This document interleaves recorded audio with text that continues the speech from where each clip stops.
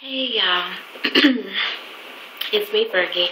So I'm gonna do Wednesdays a little bit different today. I'm gonna do a true story Wednesday. I was looking at Tatiana Mercedes' channel, and she had an incident with her boss where I was like, yeah, you should have took charge and yada yada yada. And she was like, yeah, I said boss and I wasn't trying to get fired. And I was like, yeah, you're right, because I've been fired too many times for being straightforward and saying my opinion or whatever. And so I'm going to tell you guys a true story about one of those instances. No, I'm not proud of it. I was a little bit younger. I was a temp, and so had I been permanent, of course I wouldn't be fired for speaking my mind, as long as I wasn't threatening anybody or cursing anyone out. But anyway, what happened was there was an unspoken rule or policy that you weren't supposed to take your break at another employee's desk. And so although it was in the handbook, who fucking reads the handbook, it was something that wasn't really sternly enforced. And so I was standing at my coworker April's desk, and we were chit-chatting up. I was on my break, but she wasn't. And so she was just about to go on her break within the next 5 minutes. And so up rolls this motherfucking director of our department, which my supervisor and my director sit way on the other side of the building. And so they never come over there, which was weird, that he rolled up. And so I'm looking like, what the fuck, Philip doing over here? And so he goes, actually his name was Brad Phillips.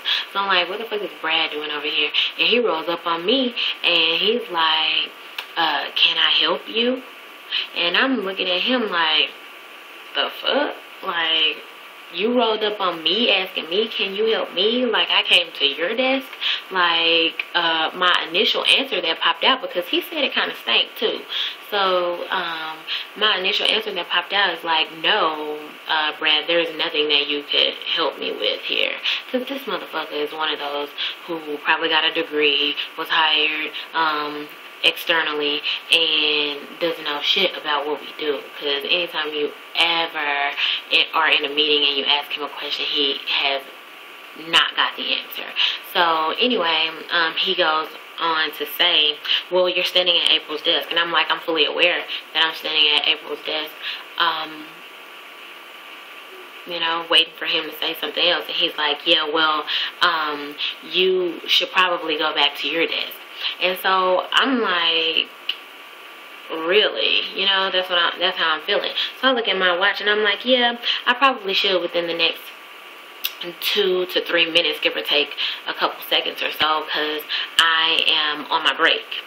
And he's like, well, you can't take your break at April's desk. And I was like, oh, well, I can definitely go ahead and leave April's desk, but I won't be going back to mine until my break is complete. And I walked off.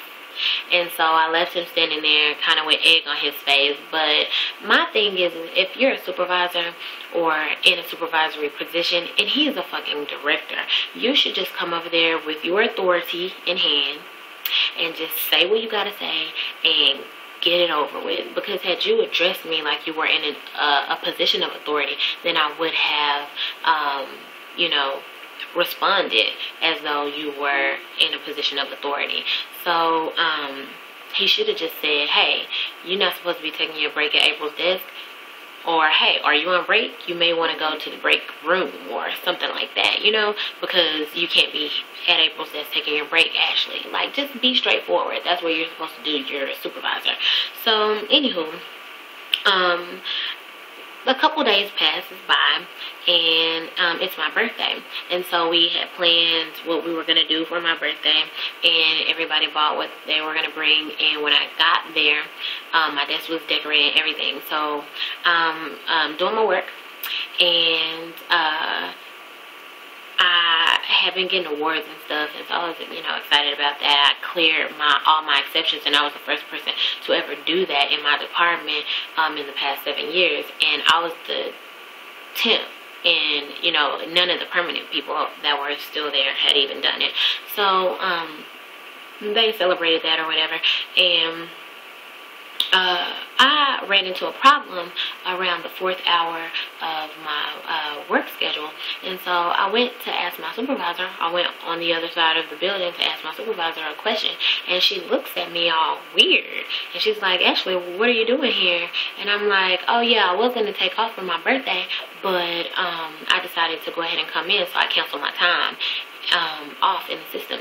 And she was like, okay. So she gave me the information I needed to know to handle the problem. She told me to go handle the call, and when I was done with the call, to come talk to her.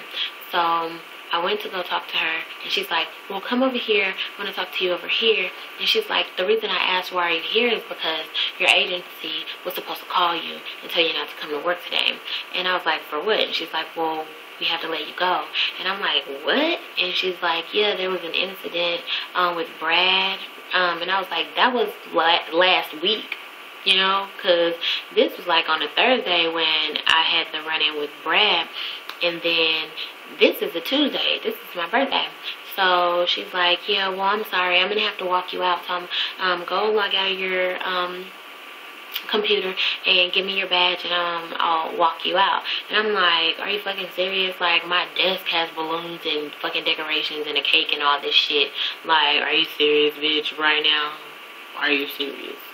And so I just was like pissed off. So April, the girl whose desk I was at, she called me later on that day, and she's like, hey, you want to go have $2 margaritas at this spot after I get off work? And I was like, yeah. So we go, and she tells me the tea on why I lost my fucking job. So because I was getting all these awards and I had cleared my exception box, this bitch that was on our team was a little bit jelly, and she decides to instant message Brad while I was standing at April's desk. So basically this bitch had her own little vendetta against me, her whole little wrinkled, crusty ass, fat ass vendetta against me, African smelling ass vendetta against me. Her husband was an African, and that bitch used to be stinking all the time, talking about it's the food that her husband cooks or whatever. But whatever. She is the one who snitched on me. And so I'm like, bitch, you don't have a life. Like, you've been working here 8 years. You give a fuck because I'm getting awards.